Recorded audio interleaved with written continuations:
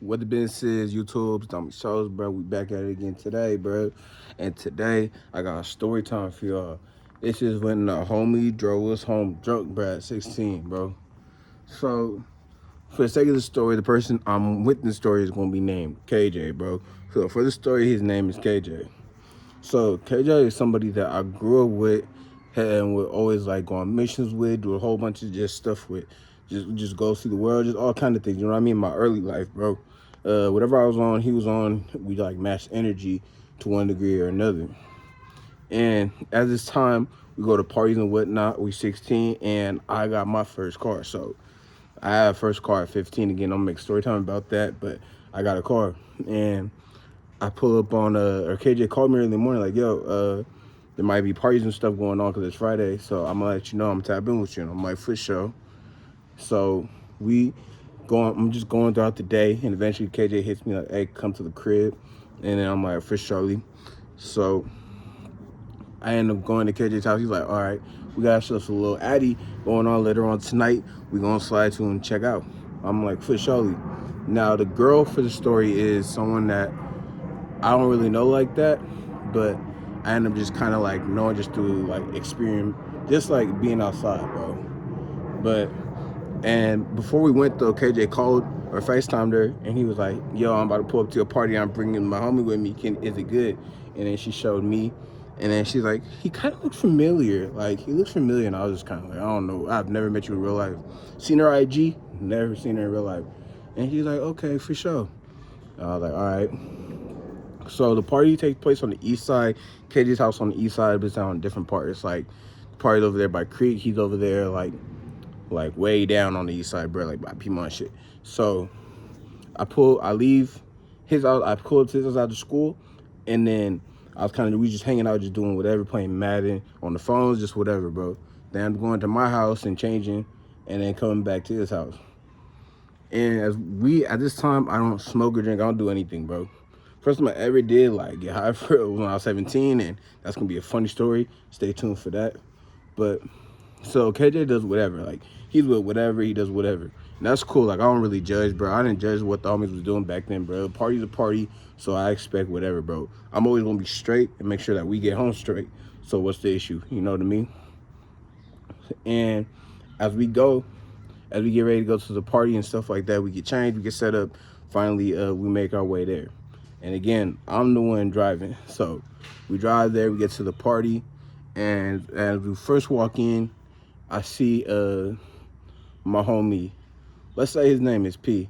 My homie P, bro, is a nigga who I met like when I was like 13 or something like that. I would see him every now and then, but I always felt kind of iffy about P because he would always have like different things going on and whatnot. He was cool, but I was still like getting familiar with P. So that was cool. As soon as I walk in, he's on the couch and stuff. I kind of like walk past him because I like walk through the party, whatever, just kind of see what's up in here and whatnot. And then I end walking back, and he's like, "Ha ha, I see you again. That's good to see you, bro." Ha ha.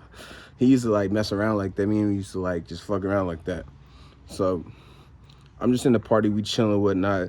KJ ends up going throughout the party too. He ends up functioning with people and whatnot, just bumping into people, just seeing who he knows, and I'm just trying to meet people I'm there. Eventually, we end up leaving the party. This has to be like around 11 or 12. So like 11 or 12, we end up leaving the party. And of course, he's lit. He's dumb lit. He's been going up in the party, bro. Drinking, smoking, just going up, going crazy. So he's just dumb faded, bro. And I'm just kind of like, man, I'm not really sure because I've seen him like this plenty of times. So what's there to worry about, bro? And I'm in my whip, so I'm like, what do I care? So we get to the car, bro, just kind of like falling over, kind of like stumbling, talking kind of crazy. Not to like to me or anything like that, just talking crazy over there, just drunk stuff. And eventually we get up in the whip. We're about to head back to his house. And if you know where the In-N-Out is on Capitol Expressway on SJ, I'm at that little spot. So Capitol Expressway in my city is a long, like, expressway, bro. It's like a long, long street. So the homies, my Mexican homies just taught me how to shift in this bitch. And it's car is a 2000 Chevy Malibu. And it's like, you can only shift 2 gears, but I'm like just practicing in that thing. So the Mexican homie ended up showing me like how to shift gears and whatnot. So I ended up showing KJ while he's in the car. He's like, hey, I'm like, hey, bro, I ended up Next thing I'm showing me how to shift, bro. You trying to see? And of course he's like, hell yeah. But what I'm not realizing is that I'm in front of the line, and there's a cop car like 2 spaces, like two to my right, like 3 cars behind me. And so as soon as light turns green, I immediately shift and I take off. So I immediately just take off. And as I take off, suddenly I see the red and blue lights, and I'm like, fuck, bro. And I don't have anything, bro. I don't have a license. I don't have insurance or anything. At this point, I'm just thugging it. I just got a car and I'm thugging it. Cops pull us over, and as the cops pull us over, they come to KJ's side and whatnot, because on the street, the KJ side, the way the street's set up, bro, my side is very narrow and there's cars constantly passing by. But so he comes to the passenger side, and KJ's just on the side, just slumped like this, bro. Just like, you know what I mean? He's not aware like the cops. Like he sees lights, but he's not like aware of what's going on. So like as soon as the cop brings the light over and flashes him, he looks and he's like fuck, bro. He's just like looking at them. He's like lit though. So he's just like, man, whatever. Cops asking questions. She's like, where you guys going? What are you guys up to and whatnot? What do you want? And he's like, man, we're just coming from a party. He's like, what? He's like, oh, you guys coming from a party? He's like, yeah, I just came from a party, bro. Can't you tell?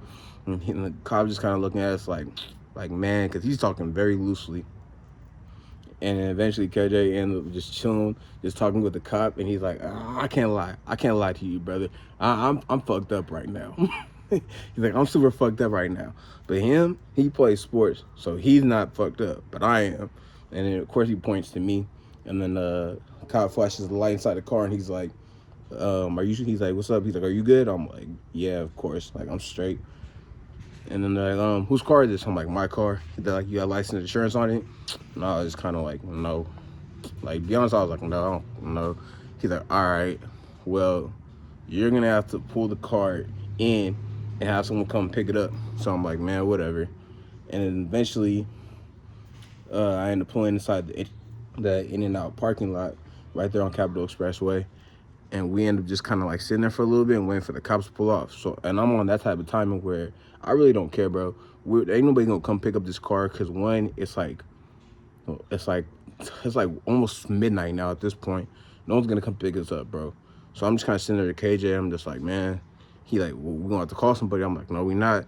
I'm like, we're gonna wait for them to dip. We're gonna wait a little bit, and I'm gonna just take off anyways. It's not like they took my keys. So he's like, all right, for sure. And eventually we end up chilling, sitting there for like 20 minutes, bro. Sitting there for 20 minutes, just chilling, just talking or whatever. And then as I go to take off, I decided to take the back streets. Rather than on Capitol Expressway, you can either take Main Street to get to his house or like the back streets.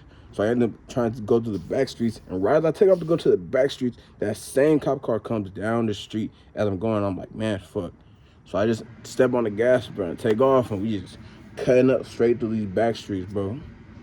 We ended up making it back to KJ's house, and KJ was just slumped, bro. Just slumped. He damn near forgot the night, like when he woke up in the morning. I was like, man, you don't remember talking to the cop and being late? He's like, I don't remember that. And I was like, it's all good. But we made it back though, and it was just a funny story, bro. Because like telling the cop you lit, and then thinking like all kinds of, man, the situation could have been worse, but it worked out for us. Yeah, it's the homie Sauce, bro. I'm here though, but I'm gone though. Till next time.